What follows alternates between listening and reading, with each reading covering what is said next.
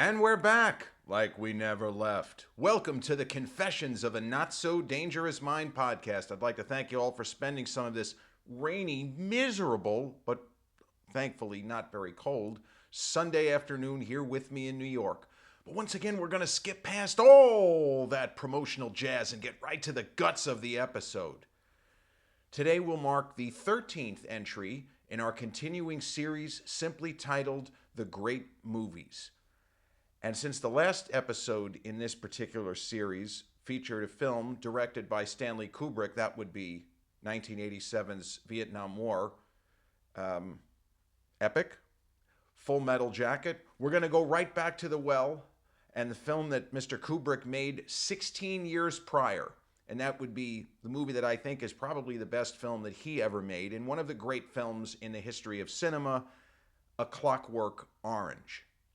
Now, A Clockwork Orange is the kind of movie, and sometimes the test of whether or not art is great.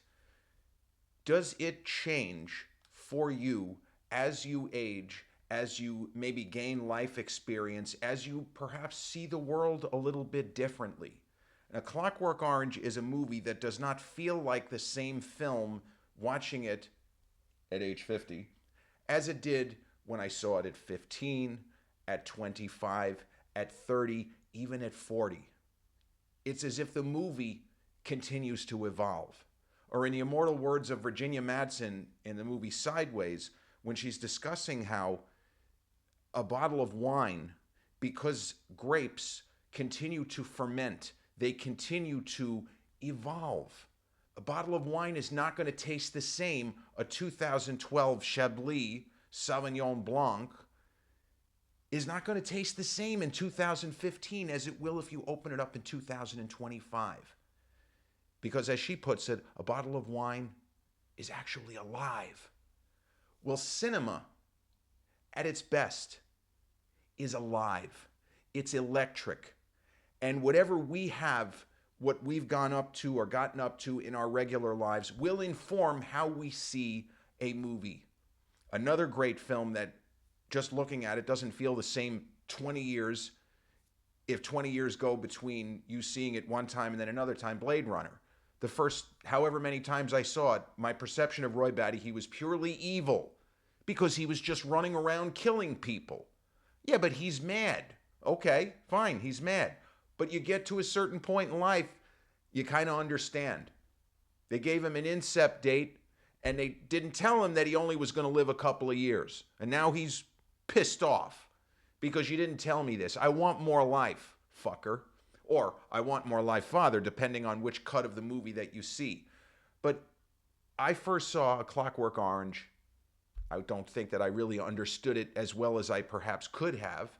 I was only 15, and I didn't see any nuance. I saw Alex DeLarge, Malcolm McDowell's protagonist, as little more than a blunt instrument. I wouldn't have described him that way, in 1989. I wasn't involved enough even there to explain these things. But I saw him as purely evil, unredeemable. And if the question had been asked to 15-year-old me, are you okay removing someone's free will because they've committed certain levels of crimes, I would have said, yeah, sure, absolutely. Anything to make society safer. Well, I don't see the film the same way now. I still see Alex as a reprehensible piece of crap. He's a horrendous kid. He is awful. But this is the kind of movie that, depending on where you are in life, at what point do you kind of start to feel bad for Alex? Because you can commit terrible crimes, but then the question is torture ever okay? And how you answer that question has a lot to do with your life experiences, things that you have seen and absorbed, how you view crime and punishment in general. I certainly would not have answered 100 questions on crime and punishment at age 15 the same way that I would today. And the movie, A Clockwork Orange, it acts something of a Rorschach test to our psyche, for our psyche. It answers a lot of questions about ourselves that we may not even have thought to ask. And it is just one of those movies that you can watch it just as a passive observer. It's not that easy, but you can just marvel at the construction of the set design, the costume design, because the film came out in 1971, late 71. Oddly enough, it was released the same week as Dirty Harry. It's just a crazy historical quirk. 1971 was a big year. French Connection was the same year. Carnal Knowledge with Jack, same year. McCabe and Mrs. Miller with Warren Beatty and Julie Christie, directed by the late great Robert Altman. 71 was just a crazy stacked year. Clute, Jane Fonda and Donald Sutherland, another one from that amazing movie year. You can just look at the set design, the costume design, the areas in which Kubrick clearly knew where the future, quote unquote, was headed. Because I think the movie is supposed to be set sometime circa like 1990. I don't think it's supposed to even be set in the 70s or the early 80s. I think he was basically closing his eyes, taking a guess. Once again, Ridley Scott in Blade Runner, the movie is shot in late 1981, early 82. It's supposed to be 2019. They hypothesized that we would have flying cars by 2019. That didn't happen. We were going to have a lot of rain, but it was not going to be the good kind of rain. It was going to be the film noir, smoky, acid rain. The kind of rain where people would probably be more likely to develop cancer in the future. That was a very pessimistic view of the future, and the set, the lighting reflected the mood. A Clockwork Orange has a lot of bright colors, has a lot of sunny days, but there seems to be a little bit of a haze, a little bit dimmer than it should be. I don't think that that was an accident. Kubrick, being the perfectionist that he was, he wanted everything exactly a certain way. And you can just watch the movie and look at, hey, how did they film this? They're in a store where they're selling records. And you look at some of the futuristic technology, this what's supposed to be futuristic, say, you know what? This is actually not that far off. And I think they had these little things that look like cassettes when they're kind of screwing around, when Malcolm McDowell's Alex is messing around in a scene where he's buying records or he's with a couple of girls, and then the famous sex scene scored to the William Tell Overture. It's technically a science fiction film, but it is also a bit of a larger commentary on crime. And, well, what do you do? Because sometimes there are no easy answers. And this movie doesn't say that Alex shouldn't be punished. But if we, as a society, and this is proper British society, if we get into the habit of taking away free will because somebody committed a certain level of crime, well, the problem is it's not even a slippery slope. It's unacceptable. Because as Clint Eastwood pointed out, when he was talking about the movie Magnum Force, where you have that as the sequel to Dirty Harry, where we know that Harry Callahan, for example, he's okay with using deadly force, but he has a very particular lawful method of dispensing deadly force. In that movie, there are a bunch of renegade police officers who just decide to go around killing criminals. And that's the problem. Therein lies the rub. We can say, well, only multiple homicides, and then we're going to take away their free will. Well, that doesn't really work. I mean, there has to be some kind of standard applied that can't be adjusted. And even then, it's still, no, we don't think this works. And the way the film throws that at the audience, because when they're just saying stuff to Alex like, oh, we're going to, you're going to go through a bunch of tests, and we're going to, set this up. Would you like to try? We're going to try to cure you of wickedness. Would you like to do it? That all sounds okay, whatever. But the more you think about it, the worse it is. And there is the notion of the cure being worse than the disease. And anytime you get into this sort of territory, it's great for sci-fi, but you have to start thinking about the genie in the bottle, and should we maybe keep the monster we know instead of unleashing something that could be worse? And speaking of another movie, science fiction, in the movie I Am Legend, right, there is what was it called? The Crippen, the scientist's name was Alice Crippen, and she created a cure for cancer. created a cure for cancer by mixing a couple of things. It's not that it wasn't the experiment wasn't legit, but they didn't think about what could happen if we use this cure. And what ended up happening, the Crippen cure ended up creating this deadly strain of something or other, a virus that practically turned people into drooling vampires. So do we really want to go that route? Maybe we shouldn't cut corners. Maybe we need to think this through. We have to put this through the old mental meat grinder. So the character of Alex is vicious, unfeeling, uncaring. He's just out for a good time every day of his life. And when that part of his existence ends and he starts to deal with prison life, you don't blame him for not really agreeing with prison life. But depending on what point in the movie you start to feel sympathy for Alex, well, that's your own Rorschach test, because it's possible that you never develop any sympathy, that almost nothing could be done to him where you won't say, good, keep going. Go further. Fuck that guy. Everyone's going to have a different reaction. It's not a right or wrong thing. It's how you see it, how you take it. And in that way, the film encourages you to think critically about all of the elements of the story. How did he become this horrendous in the first place? He had parents who seemed to care for him. Maybe he was just born bad. And that's where you can really drive yourself nuts trying to figure these things out. Well, how does this happen? How did Alex become what we meet at the beginning of the story? All he wants is have some mind-altering milk, right? Milk plus, and go out carousing, engage in a bit of the old ultra-violence. And he doesn't seem to have any kind of a moral compass. Is he a psychopath? Is he a sociopath? I'm not sure that the movie even could say definitively. You would think somebody reaching the age he is was clearly intelligent, that he must know that what he's doing is wrong, that, in other words, he must be a sociopath, but I don't know. I'm not so sure about that. And obviously the kind of sick irony is that his running buddies, his droogs, they end up becoming law enforcement. So you start to then play it out in your head. You're like, all right, when they were beating the shit out of random people, well, they're just hooligans.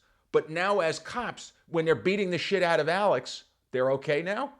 That Dirty Harry was promoted because the movie ultimately comes down to, at least in the diegesis of the film itself, it comes down to Inspector Harry Callahan, good guy, cop, upholding the law, right? The good guy versus the bad guy, the Scorpio killer. But you know how they promoted that film 53 plus years ago? This is a film about two killers.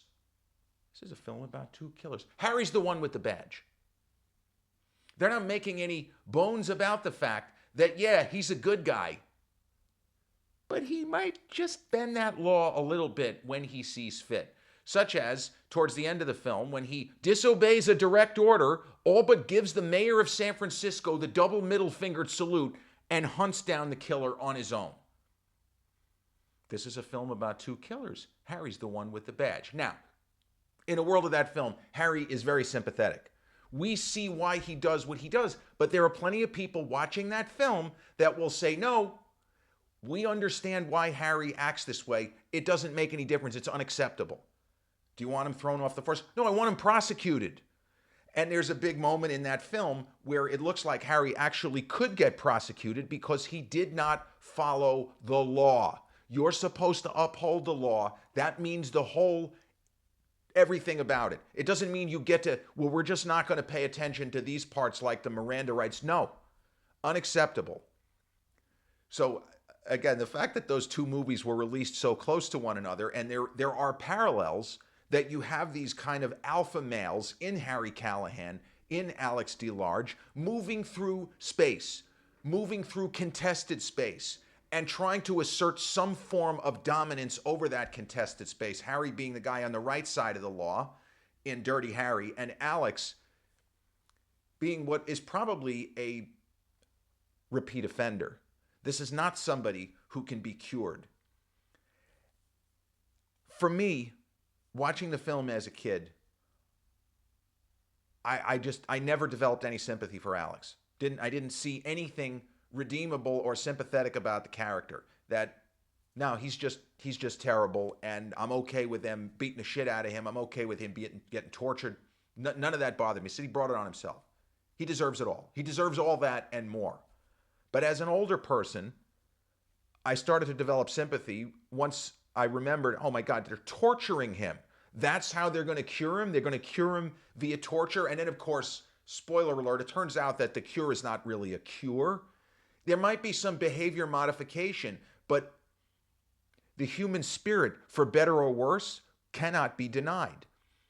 And the way the film wraps up, that's something that didn't quite land for me when I was 15. I just don't think that I was mature enough to process everything in that movie, similar to, because I actually saw Full Metal Jacket before I saw A Clockwork Orange. And I just didn't really get a lot of the political maneuverings and the discussions about what we were doing with the Tet Offensive, and we have to send dispatches back to make the war look good. We have to win over the hearts and minds. I heard the dialogue, but all of that went over my head.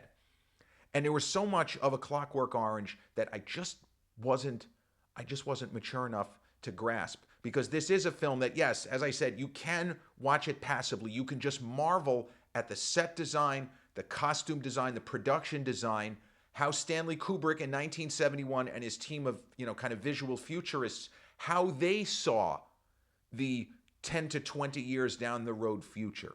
It's really some incredible architecture. All of these things add to the story. The Ludovico technique.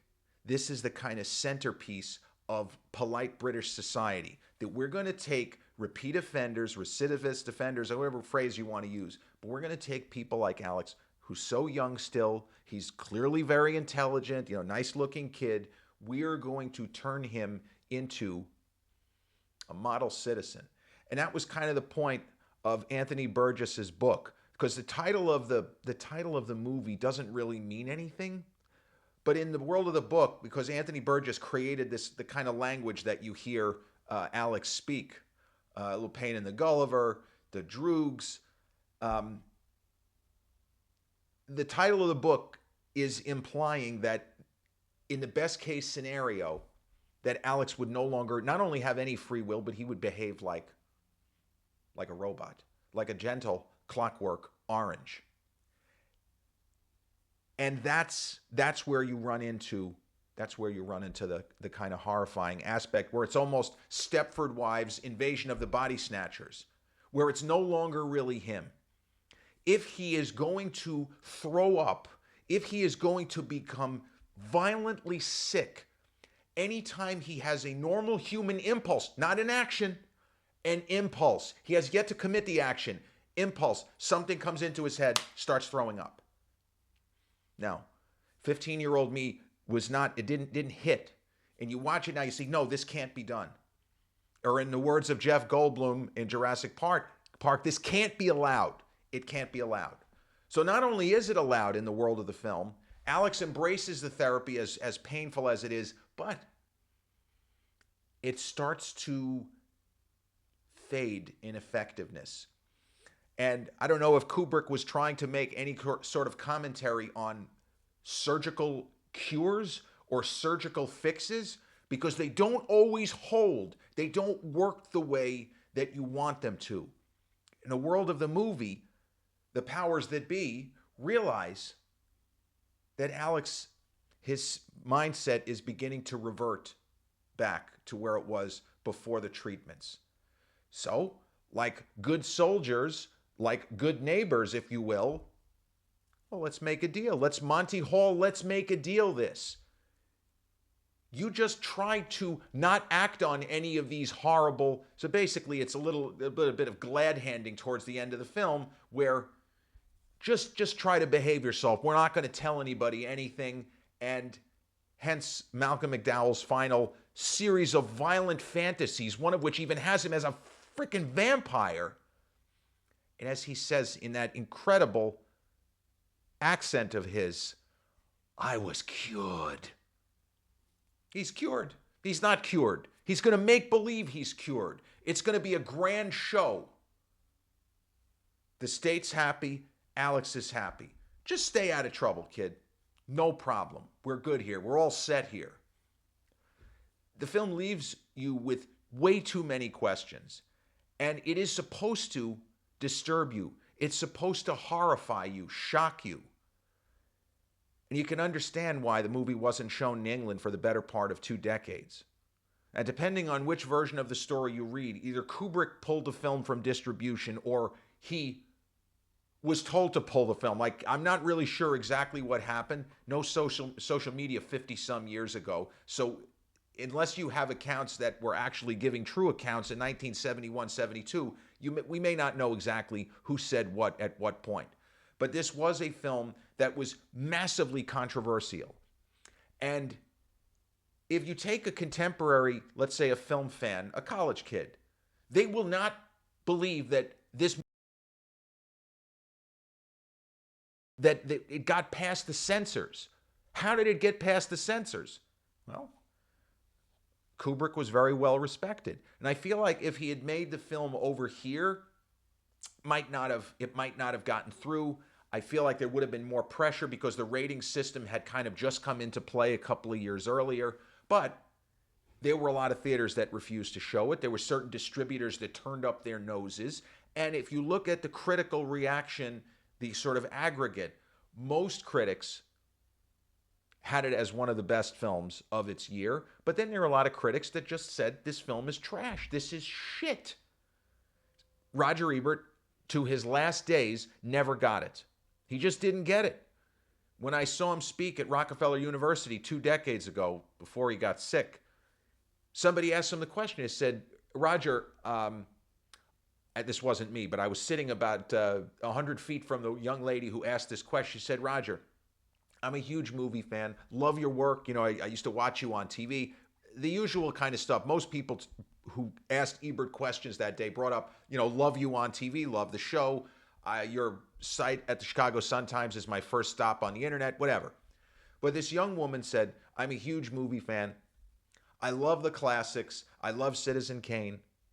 And I love Psycho. And I'm a huge Martin Scorsese. She gives you this run-up. And I think Barry Lyndon is terrific. Love Full Metal Jacket. But every one of my friends who loves movies tells me that A Clockwork Orange is maybe the best movie they've ever seen.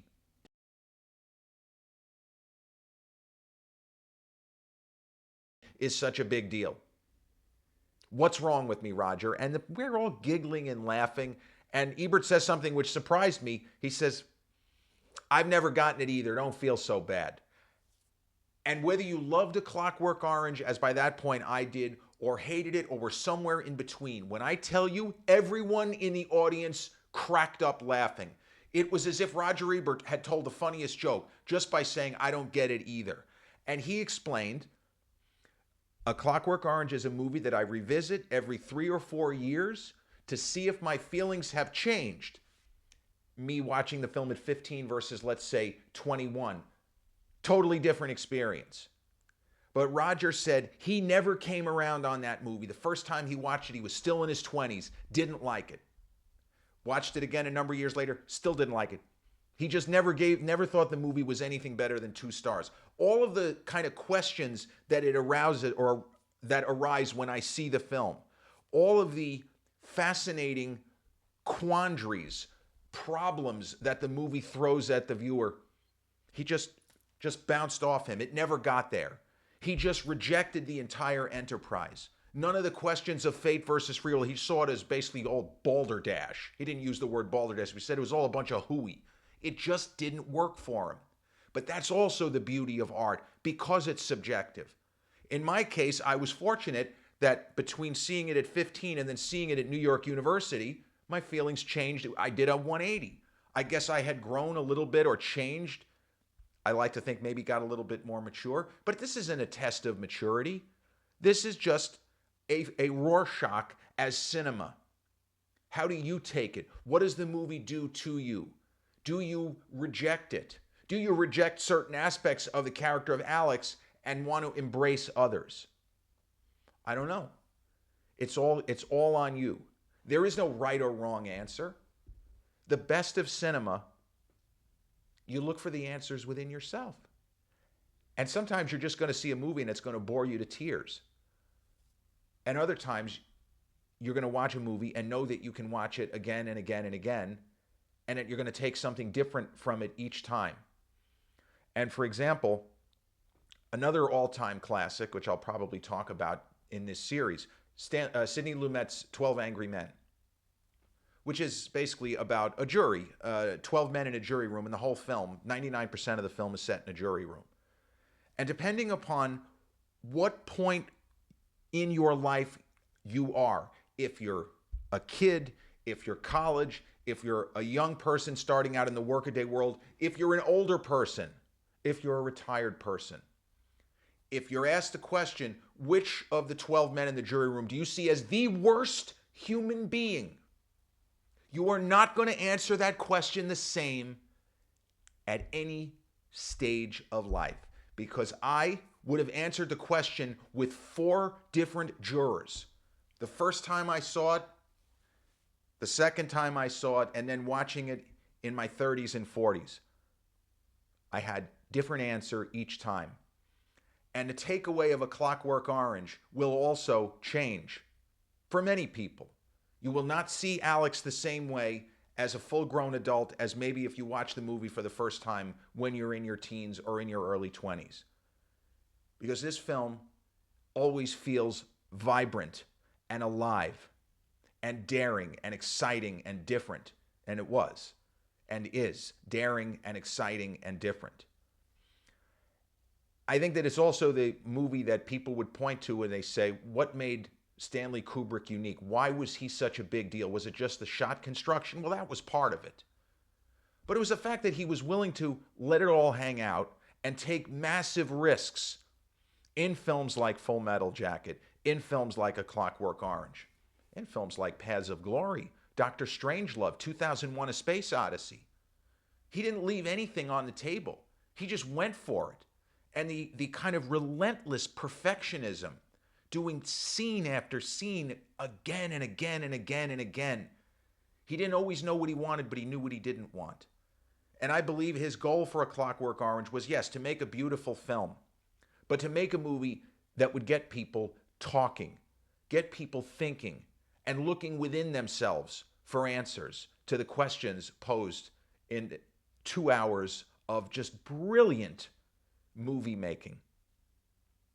Stanley Kubrick's 1971 A Clockwork Orange, the 13th entry in our continuing series of the great movies. This has been episode 412 of the Confessions of a Not So Dangerous Mind podcast. I'd like to thank you all for spending some of your miserable, rainy Sunday here with me in New York.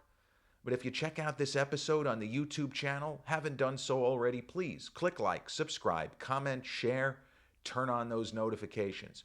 Or if you catch this episode on the audio platforms such as Podbean, Spotify, iTunes, or the others in which we're hosted, same general rule applies. Click like, subscribe, share, and turn on those notifications.